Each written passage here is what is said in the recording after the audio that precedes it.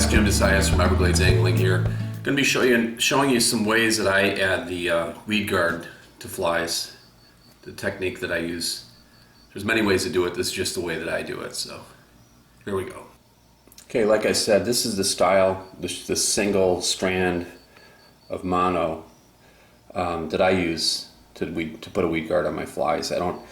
It's just 50-pound Andy, it's nothing special, just a regular mono. And I'll show you the technique to attach that. Like I said, this is one that's worked best for me. There's other ways. There's a prong, like double prong. This is the single prong style. There's a loop style. For the places I fish, it's not super weedy, so just the one prong typically will work. So, okay, the first thing you need to do is what I do is plan ahead. So if I'm not going to tie a weed guard on a fly like this diver here, then I'll put the deer hair almost all the way to the tip of the fly, to the eye.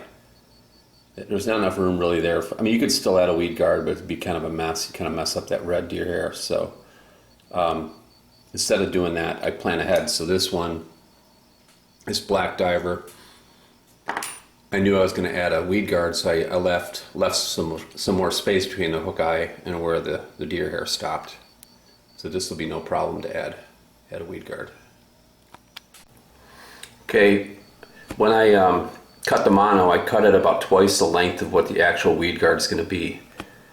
And then the next step is, this is really important, the part that's going to attach to the shank, I take my pliers and just kind of crimp that a few times.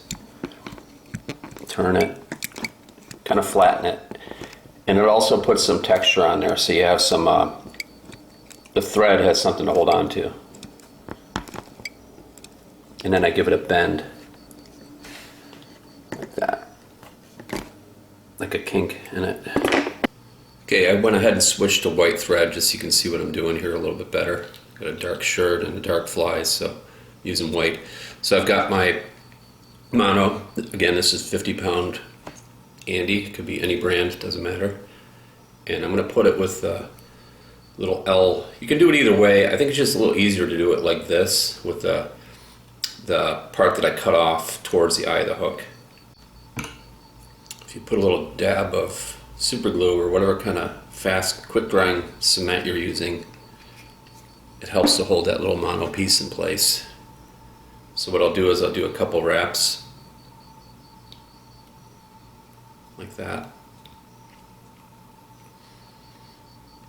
and let it sit for a minute.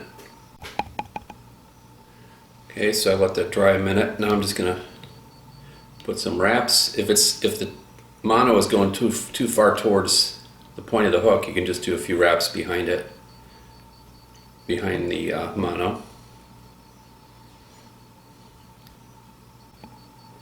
Okay, the glue I'm using is oh my god, my eyes are getting so bad. Pine Ridge Archery Instant Aero Glue, but any super glue.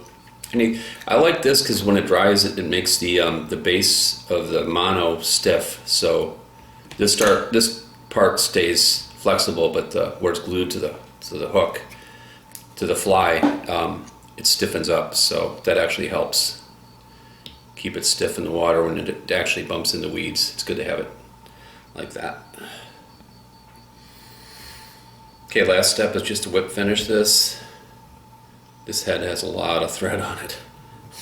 I normally wouldn't do that, but just for illustration purposes, this is an example. And then you want to leave it a little bit, see there's where it would be for the hook point. If I were to cut it off flush, you don't want to do that. You want to have it above the hook point. About there. And that's it.